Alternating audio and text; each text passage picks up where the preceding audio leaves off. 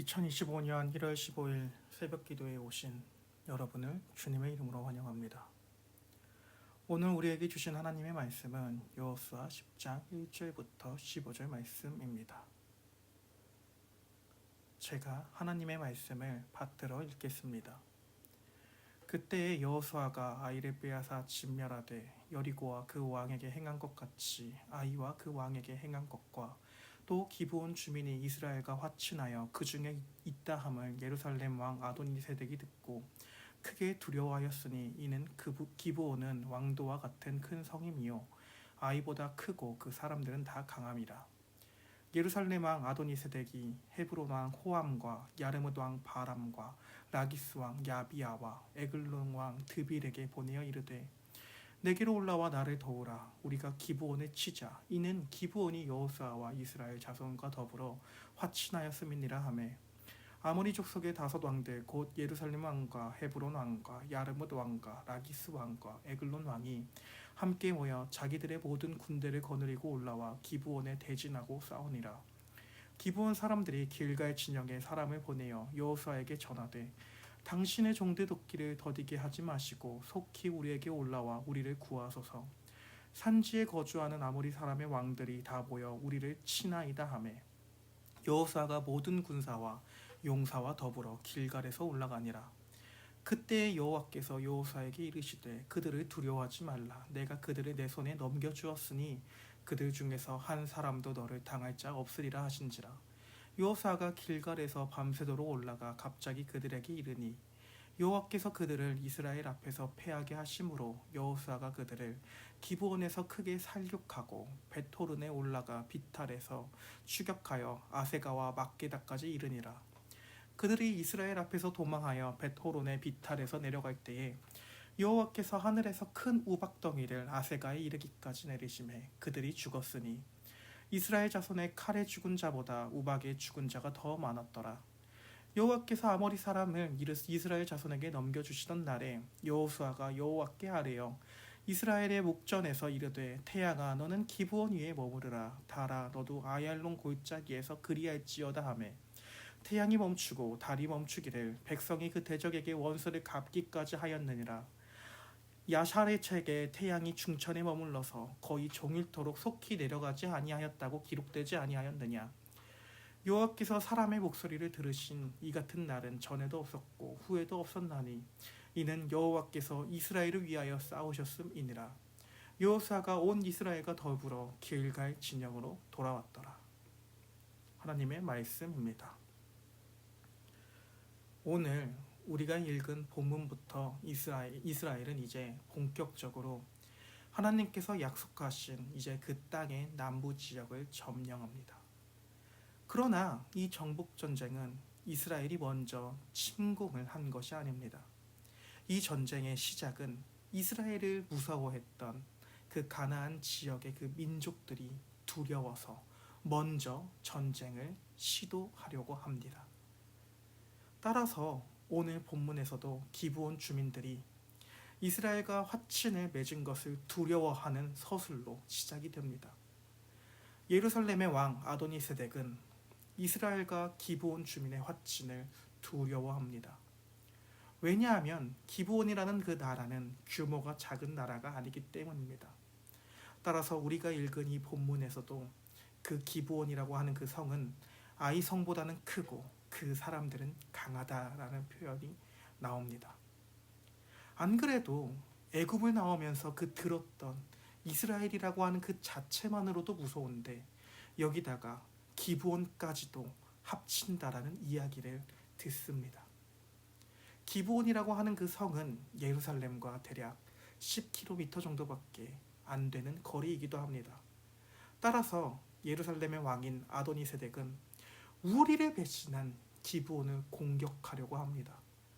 다만 혼자 공격하기에는 전쟁에서 승리하지 못할 것 같아서 가나안 남부 연합을 구성합니다. 자신이 속한 도시인 예루살렘, 그리고 헤브론 왕, 야르뭇 왕, 라기스 왕, 에글론 왕, 이런 아모리 족속의 총 5도시의 왕이 연합을 하게 됩니다. 따라서 기브온 사람들도 길갈에 있는 그 여호수아에게, 화친을 맺은 그 여호수아에게 원군을 요청합니다. 그들은 이스라엘을 향하여 우리에게 올라와 우리를 구원하고 우리를 도우십시오 라고 말을 합니다. 기브온 사람들이 이스라엘을 의지한 것은 바로 이스라엘을 인도하는 하나님의 소식을 들었기 때문입니다. 따라서 그들은 그들이 처해 있는 그 위협과 그런 어려운 상황 가운데 우리가 하나님을 의지하겠다라는 행동을 보여주고 있는 것입니다. 따라서 여호수아는 기브온과 맺은 언약, 즉 그 약속을 바로 실행합니다. 길갈에서 바로 기브온 땅으로 갑니다.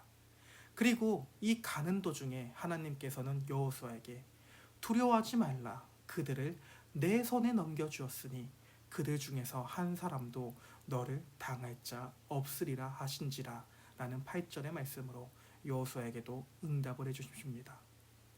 결국 그렇게 그들은 전쟁에서 승리합니다. 그리고 심지어 하나님께서는 이때 우박을 내립니다. 그리고 이스라엘의 전쟁은 여전히 그들 자신이 가진 능력에 있는 것이 아니라 하나님의 약속에 전쟁의 승패가 달려있다는 것을 볼 수 있습니다. 왜냐하면 이스라엘 백성의 칼에 죽은 아모리인들의 숫자보다 오히려 하나님께서 내려주는 그 우박을 통해 죽은 자들이 더 많기 때문입니다. 이는 결국 우리가 의지하고 바라보아야 할 것은 나의 능력과 나의 나됨이 아닌 나를 죄 가운데에 불러주시는 하나님을 바라보아야 한다는 것을 말해줍니다. 하나님의 가장 미련한 것이 인간의 가장 지혜로운 것보다 지혜롭고 하나님의 가장 약한 것이 인간의 가장 힘센 것보다 강하기 때문입니다. 그리고 그러한 하나님을 의지하는 존재들이 바로 하나님의 백성인 것입니다. 전쟁은 늘 우리에게 달려있지 않습니다. 바로 우리를 자신의 백성으로 불러주시는 하나님 자체와 그리고 그 하나님의 위대하심과 그 능력 안에 달려있는 것입니다. 이러한 본문의 맥락 가운데 이해하지 못하는 장면도 나옵니다. 바로 이 전쟁의 과정 가운데에 여호수아가 해와 달을 멈추게 하는 장면입니다. 이는 도대체 어떻게 이해해야 되는 것일까요? 먼저 해와 달이 멈추는 이 장면은 우박을 내려서 5 왕들의 군인을 죽이는 상황과 동시에 일어나는 사건입니다. 즉 전쟁에 패배하여 베토론의 비탈에서 도망치는 가나안 5 왕의 연합군에게 해와 달이 멈추고 있고 우박 또한 내리고 있는 이런 기적과 같은 상황 가운데 일어나고 있는 것입니다. 해와 달이 멈춘 이 상황에 대한 해석은 정말로 다양합니다. 이 본문을 주의할 때 미국 웨스트민스터 신학교에서 성경신학을 가르치는 번 포이스레스 교수는 이 본문이 실제로 해와 달이 멈춘 것이 아닐 수도 있다라고 말합니다.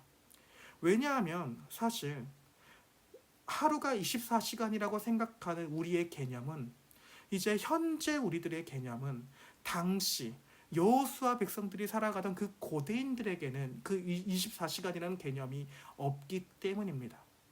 그들에게 하루라는 개념은 노동과 휴식을 리듬으로 기준으로 생각했던 때이기 때문입니다. 또한 이 외에도 많은 다양한 해석들이 있는데 이는 상징적인 시적 언어이다라는 해석도 있고 멈추다라고 하는 이 단어가 해와 달이 사라지는 마치 월식과 일식과 같은 것이다라는 해석이 있습니다. 그러나 오늘 본문에 자세히 살펴보면 오늘 본문의 문체는 단순히 시라고 말하기에는 시적인 문체가 아니라 상황을 서술하는 산문적인 문체입니다. 따라서 시적인 언어다라고 말하는 해석엔 조금 무리가 있는 것 같고 그리고 또한 오늘 본문의 이 자연현상을 잘 살펴보면 단순히 일식과 월식이라고 말하기에는 그 일식과 월식이라는 상황과 맞지 않기 때문입니다. 그렇다면 도대체 이 본문은 어떻게 보아야 할까요? 이에 대해 합신의 구약한 교수인 김진수 교수는 카일이라는 학자의 해석을 말합니다. 그리고 카일은 다음처럼 말합니다. 전쟁이 얼마간 지속되면서 저녁이 되기 이전에 적들을 물리칠 수 없을 것이라는 우려가 생기자 그때의 여호수아는 나를 길게 해달라는 기도를 여호와께 드렸고 그 기도가 응답했다. 그래서 적들이 도망쳤을 때에도 태양이 아직 하늘에 있었다. 하지만 단순히 이 날이 길어진 것이 특별한 천문 현상, 즉 태양이 실제로 멈추는 일에 의한 것이 아니라 종교적 직관에 따른 주관적 생각일 수 있다는 의견을 하나의 가능성으로 제시합니다.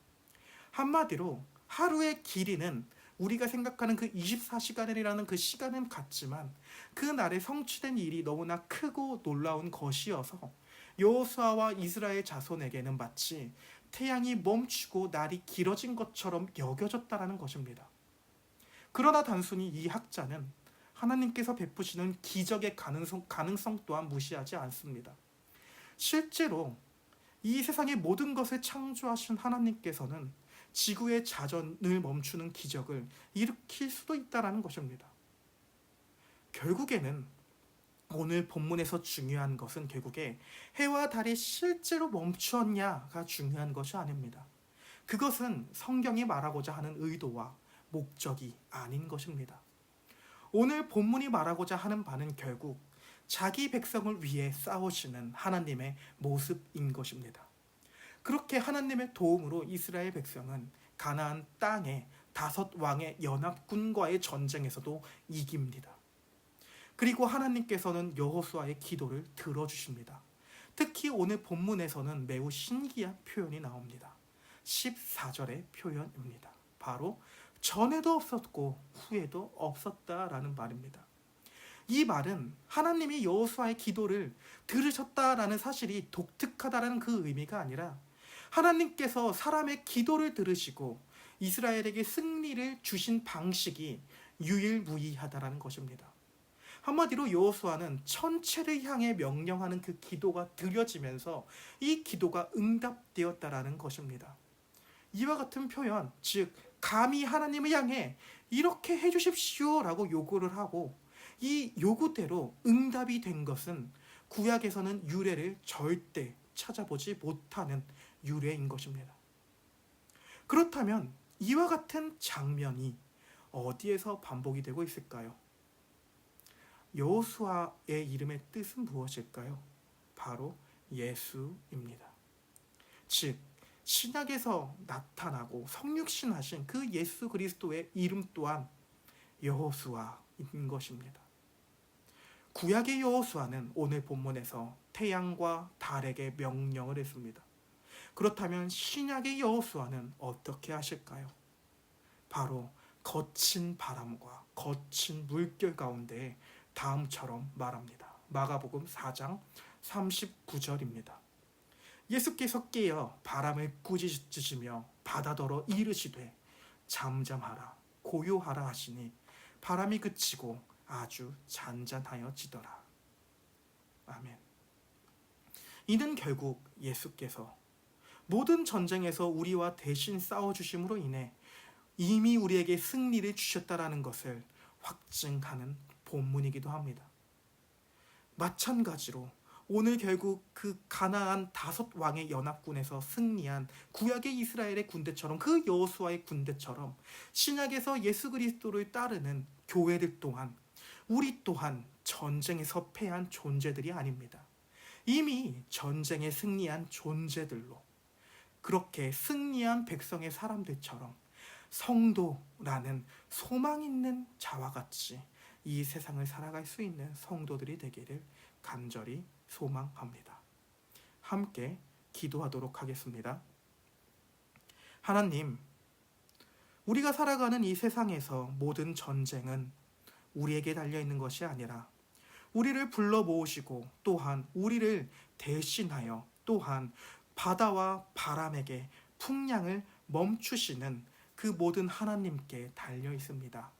우리가 그러한 하나님을 의지하고 정말로 우리는 이미 전쟁에서 승리한 삶을 살아간다라는 것을 우리가 이 세상에서 살아가면서 나그네된 삶을 살아가면서 기쁨과 소망 가운데에 승리한 사람들로서 살아갈 수 있는 우리들이 될 수 있기를 간절히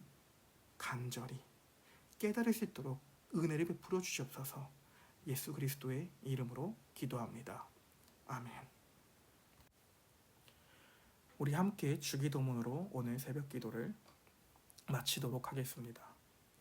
하늘에 계신 우리 아버지여, 이름이 거룩히 여김을 받으시오며 나라가 임하시오며 뜻이 하늘에서 이루어진 것 같이 땅에서도 이루어지리이다.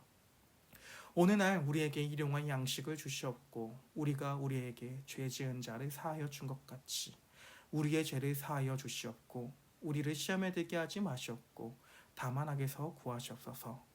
대개의 나라와 권세와 영광이 아버지께 영원히 있사옵나이다.